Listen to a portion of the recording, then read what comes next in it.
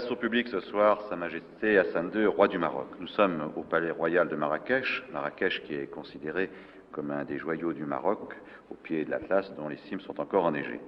Majesté, le monde bouge. Certaines situations bloquées évoluent. Le Proche-Orient, par exemple, avec la déclaration de Valéry Giscard d'Estaing sur l'autodétermination du peuple palestinien. Le Maghreb, avec le dossier du Sahara et l'attitude du colonel Kadhafi. L'Afrique aussi, avec l'accession de la Rhodésie à l'indépendance. L'islam, traversé par les secousses de la révolution iranienne et de l'intervention soviétique en Afghanistan. Or, sur toutes ces affaires, vous êtes un des chefs d'État, un des dirigeants les plus influents et des plus écoutés. Avec Paul Balta du Monde, Roger Bouzinac de Nice Matin, Paul Naon d'Antenne 2, André Potard de l'Express et Édouard Sablier de France Inter, nous allons durant ces 50 minutes faire le point sur toutes ces situations plutôt brûlantes. Majesté, vous vous êtes rendu il y a quelques jours à Dakhla, capitale du Rio de Janeiro, c'est-à-dire la partie du Sahara livrée par l'Espagne à la Mauritanie. Par ce geste, vous avez voulu montrer votre détermination de conserver la partie saharienne qui vous a été attribuée par les accords de Madrid, mais également la partie mauritanienne abandonnée par eux. Cette démarche prouve, je crois, votre volonté de garder tout le Sahara occidental. Cela pose la question à laquelle vous nous avez promis de répondre il y a quelques jours aujourd'hui. Majesté, avez-vous les moyens de cette politique, tant sur le plan économique que sur le plan militaire? Il est certain que, de nos jours, vu l'instabilité économique et financière mondiale, très peu de pays peuvent se dire à l'abri d'une situation difficile sur le plan économique et financier. Parmi les pays qui ont supporté le plus le poids des dernières années se trouve le Maroc. Car le Maroc, tout en ayant sa caisse de compensation pour le maintien d'un certain nombre de prix de denrées fixes, mais nécessaires, subit, chaque fois qu'il y a une hausse de l'énergie, subit en contre-coup cette hausse. Il ne faut pas croire, parce que nous sommes pays arabes ou musulmans, que nous avons des tarifs privilégiés ou préférentiels en ce qui concerne le prix du brut ou du raffiné. Et jusque-là, nous avons tenu le coup, et nous pensons tenir le coup, car en définitive, nos difficultés économiques ne viennent pas de nos dépenses. Elles viennent du fait qu'il faut rembourser. Il faut rembourser, et c'est l'année 80 qui constitue le pic des remboursements des prêts qui nous ont été faits. Mais en dehors du fait de trouver un certain nombre de millions de dollars à la fin de l'année 80, grâce à Dieu, le Maroc se porte bien économiquement et financièrement. Mais alors, je disais aussi, militairement, est-ce que la politique que vous entreprenez pour le Sahara, vous pouvez l'amener militairement? En définitive, je ne mène pas de politique particulière. Je ne fais que réfléchir, que refléter les sentiments de mon peuple et conduire mon armée là où mon peuple veut qu'elle soit. Le jour où les Marocains voudront cesser de combattre, nous combattrons, nous cesserons faute de combattants. Mais tant qu'un Marocain voudra combattre, je l'encouragerai. André Potard, l'Express. Si Votre Majesté pourrait-elle nous faire un bref exposé sur la situation telle qu'elle existe aujourd'hui sur le terrain au Sahara? Et à la situation telle qu'elle existe sur le terrain, le plus franchement, le plus clairement, le plus nettement possible, c'est que la partie qui est le plus l'objet des raids du Polisario, c'est la partie qui a toujours été reconnue comme étant frontière internationale du Maroc, c'est-à-dire dans l'Ouadra. Par contre, dans la région de Smara, ou de Bokra, ou de Laayoune, c'est assez sporadique. Du côté de Dakhla, nous n'avons pas vu un seul Polisario depuis que nous y sommes. Et la conclusion à tirer de cela, c'est que le Polisario ne tient pas tellement à faire une guerre de harcèlement, ou une guerre de récupération, mais il voudrait nous installer dans une guerre, dans une sorte de fièvre endémique, une fièvre des marais, une sorte d'habitude à l'insécurité. Une agression, en quelque sorte. Une agression constante, mais nous ne le laissons pas faire. Et le jour où j'étais à Dakhla, de très gros accrochages ont eu lieu du côté, justement, au sud de Tantan, au nord de ce fameux parallèle qui nous séparait de l'ancien Sahara. Majesté, si je puis me permettre, le Polisario réussit en partie à vous faire prendre cette position dans cette guerre d'usure. Dans un sens, oui, mais dans un sens, non. Dans un sens, oui, nous pourrions le poursuivre et aller en Algérie, mais cela alors serait déclencher une... Droit de suite. Oui, ce serait une calamité. De nos jours, Le droit de suite, on ne sait pas où le commencer, on ne sait pas où le finir. Votre Majesté, est-ce que Paul Balta du Monde. cette guerre d'usure ne pèse pas lourdement sur les finances du royaume? Non. On a avancé des chiffres. Que coûte cette guerre? Je ne saurais vous le dire.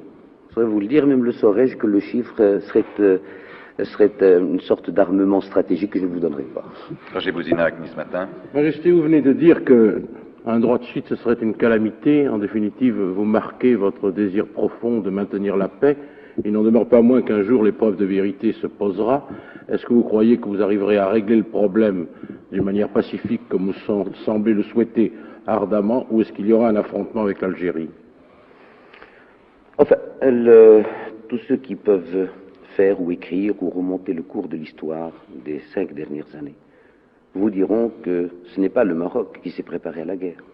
Ce n'est pas le Maroc qui est un agresseur. C'est l'Algérie, ouvertement, par les premières troupes d'Amgala, qu'on oublie toujours. C'était l'ANP qui a attaqué le Maroc. Elle s'était donc préparée à le faire. Le Maroc n'attaquait personne, ne voulait attaquer personne. Bon, l'Algérie dit, moi, je ne peux pas oublier l'autodétermination au Sahara quand je l'ai appuyé au Vietnam. Je considère que ça, c'est un argument tout à fait spécieux. Toujours est-il que cette guerre nous a été imposée par nos voisins. Mais il y a une chose qui s'impose à nous plus encore, c'est de ne pas être coupé de l'Afrique noire. Ni par le Sahara, ni par une Mauritanie qui ne soit plus mauritanienne. Et quand je dis nous, je parle du tunnel sous Gibraltar. Quand je parle du tunnel sous Gibraltar, je parle de l'Europe. Quand je dis nous, c'est-à-dire nous tous, nous ne devons pas être coupés de l'Afrique noire. Et c'est ce qu'on est en train de faire, ou de chercher de faire, soit par la Mauritanie, soit un peu plus haut par le Sahara. Edouard Sabillet. Il y a quelques mois, vous nous expliquiez certains des engagements qui s'étaient produits entre les troupes marocaines et le Polisario, en expliquant que le Polisario avait une force d'attaque beaucoup plus grande, avait un armement ultra-moderne, et que par conséquent, vos troupes avaient quelque peine à soutenir quelquefois les raids éclairs du Polisario. Est-ce que la situation a changé? Ça, c'est fini. Avant, nous ne portions pas la même pointure. Nous avions l'armement conventionnel occidental. Eux avaient pris l'armement conventionnel russe. Or, les Russes, les Soviétiques et le pacte de Varsovie, eux ont continué non seulement à développer leur armement sophistiqué, mais à développer aussi l'armement conventionnel. Par contre, l'OTAN et l'Occident n'a pensé qu'aux gadgets ultra perfectionnés, oui, parce qu'ils n'avaient pas de guerre à faire par personne interposée. Par contre, le camp socialiste a des guerres à faire par personne interposée. Alors il fait des armes à l'échelon de ces armées qui tout en étant pas les siennes, sont les siennes. De ce fait, nous sommes trouvés devant un armement conventionnel, collectif, individuel, mais qui était d'une pointure et demie supérieure au vôtre. Quand je dis aux vôtres, aux Européens. Nous l'avons acheté, ça nous a pris du temps, il a fallu instruire les hommes dessus. Maintenant, nous usons du même matériel, nous en usons mieux, et je dois vous dire que maintenant, la situation s'est complètement redressée. Si le renversement interviendrait après Smara, chronologiquement. Chronologiquement, il a commencé à intervenir après Bir Anzaran. Après Bir Anzaran, où l'attaché militaire français pourra vous le dire, à Nouakchott, il y en avait parmi ces policiers qui étaient retournés à Nouakchott. Les gens qui sont là-bas pourront vous le dire. Ils ont laissé un minimum de 1500 personnes lors de cette attaque de Bir Anzaran, sans compter celle de Smara. Alors, ils sont actuellement dans le creux de la vague sur le plan humain, d'une façon générale, parce qu'un homme ne se fait pas, il faut au moins 6 à 7 mois pour faire un guerrier, et deuxièmement, sur le plan ethnique, il y a presque plus de Sahraouis. Alors, parmi ceux que nous prenons comme prisonniers ou comme blessés ou morts, on remarque d'abord des gens qui ne sont pas des Sahraouis, deuxièmement, qui portent beaucoup de blessures dans le dos, et troisièmement, beaucoup de tuberculose. Paul Naon. Majesté, vous avez supplié les Américains de vous fournir des armes. Alors, j'aimerais vous demander s'ils ont satisfait à toutes vos demandes, jusqu'à ce jour. D'abord, je n'ai pas supplié, j'ai demandé, parce que j'aurais expliqué que pour leur propre intérêt, il fallait qu'ils nous en donnent, car ils ne pouvaient pas se démarquer. Autrement, les armes qu'ils nous ont vendues, l'Europe en possède de meilleures. Ils nous ont vendu des F-5E, le Mirage F1 est supérieur 10 fois au F-5E. L'avion français. Oui, c'est bon. Et vous faites la différence grâce à l'avion français au Mirage? Comment? Vous faites la différence grâce au mirage? Les différences entre La quoi? différence sur le terrain. Pour certaines opérations, oui. Par exemple, de nuit. Bien que ces mirages ne soient pas équipés pour agir de nuit. Le fait, par exemple, qu'il ait le canon sous le nez n'aveugle pas le pilote, alors que les autres avions ont des canons sur les ailes ou sur le nez, en haut. Alors, quand le pilote tire, il est aveuglé de nuit. Par contre, sur le F1, c'est un petit détail, mais vous ne pouvez pas vous imaginer ce que le pilote est content et heureux de pouvoir voir sa cible. Mais il n'y a plus de problème avec les Américains. Plus de Aucun de problème. livraison d'armes. Non. Tout ce que vous voulez. C'était la livraison qu'ils nous font, ou qu'ils vont nous faire, était plus symbolique qu'autre chose. C'était moins de 24 avions, 10 Oviten et à peu près 6 hélicoptères de combat. C'est pas avec ça qu'on peut engager et gagner une guerre. Pas d'instructeur militaire américain sur le terrain? Non. Ici? Vous êtes formel? Formel. Paul Baltard. Majesté, en 1978, pendant 6 mois, il y a eu des conversations secrètes qui ont été tenues secrètes entre un de vos conseillers, M. Guédira, et le docteur Taleb Ibrahimi, un ministre algérien. Il ne semble pas que ces conversations aient abouti à un accord. Est-ce qu'actuellement, vous avez l'impression qu'il y a quelque chose, anguille sous roche, entre le Maroc et l'Algérie? Est-ce qu'une négociation est possible, puisque vous en avez souvent parlé, ou est-ce que c'est l'impasse? Vous savez, M. Balta, une négociation est toujours possible. Et je pense que on ne fait une guerre que pour négocier, en définitive. Car la finalité des guerres, c'est de négocier. Seulement, voilà, on va à les négociations avec plus ou moins d'empressement, suivant que l'on a un bon ou un mauvais dossier. Moi, je sais que je suis prêt à tout moment à aller négocier, parce que j'ai mon dossier qui est pris, qui est bon. Je suis prêt à négocier pour la paix au Moyen-Orient, comme je suis prêt à négocier pour la paix au Maghreb, parce que pour les deux cas, j'ai un dossier, en tant que Marocain ou en tant qu'Arabe, qui est très solide. Oui, mais les Algériens vous renvoient au Polisario. Le Polisario, c'est des Mauritaniens ou des Marocains. Je ne peux pas négocier avec quelque chose qui n'a pas de forme juridique.